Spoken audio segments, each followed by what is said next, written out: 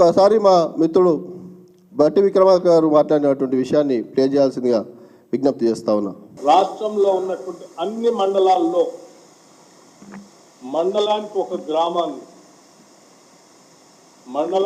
గ్రామాన్ని యూనిట్గా తీసుకొని ఆ గ్రామంలో పూర్తిగా శాచురేషన్ పద్ధతిలో ఈ 4 పథకాలని రేపు పూర్తి చేయబోతా ఉన్నాం.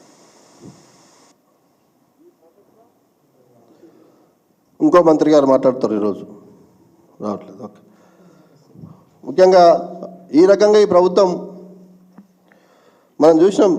33 జిల్లాలో 612 మండలాలు, 12,000 గ్రామ పంచాయతీలు ఉన్నాయి.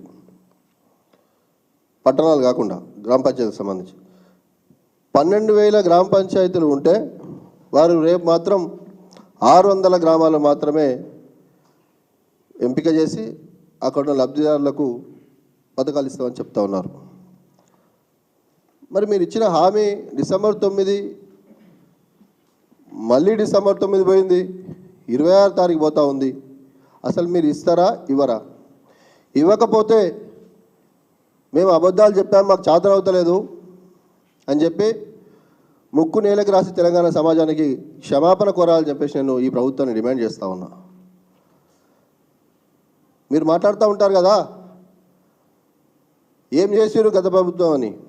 వీళ్ళ కథలు ఎట్లా ఉంటాయంటే సెక్రటరీలో కూర్చుంటారు, బ్రహ్మాండంగా ఎంజాయ్ చేస్తూ అక్కడ కూర్చొని కేసీఆర్ గారు ఏం చేసారు అంటారు. సెక్రటరీ ఎవరు కట్టారు? కేసీఆర్ గారు కదా. మన పార్టీ ఆఫీస్ పక్కనే ఉన్నటువంటి పోలీస్ టవర్లో కూర్చుంటారు ముఖ్యమంత్రి గారు. కేసీఆర్ ఏం చేసారు అంటారు. అది కట్టింది కేసీఆర్ గారే కదా. మూసి సుందరీకరణ చేస్తాం,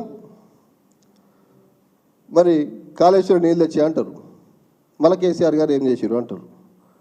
కేసీఆర్ గారు కాళేశ్వరం కట్టి 1,00,000 ఎకరాలకు నీళ్ళు ఇచ్చి ఆ నీళ్ళనే మీరు తీసుకొచ్చి మళ్ళీ మూసి సుందరీకరణ చేస్తామంటున్నారు. మీరు చేసింది ఏందో చెప్పండి ఫస్ట్. ఈ సంవత్సరం కాలంగా తెలంగాణ సమాజానికి ఒక ఉచిత బస్సు హామీ తప్ప మీరు ఏం చేసిరో చెప్పాల్సిందిగా మేము డిమాండ్ చేస్తూ ఉన్నాం.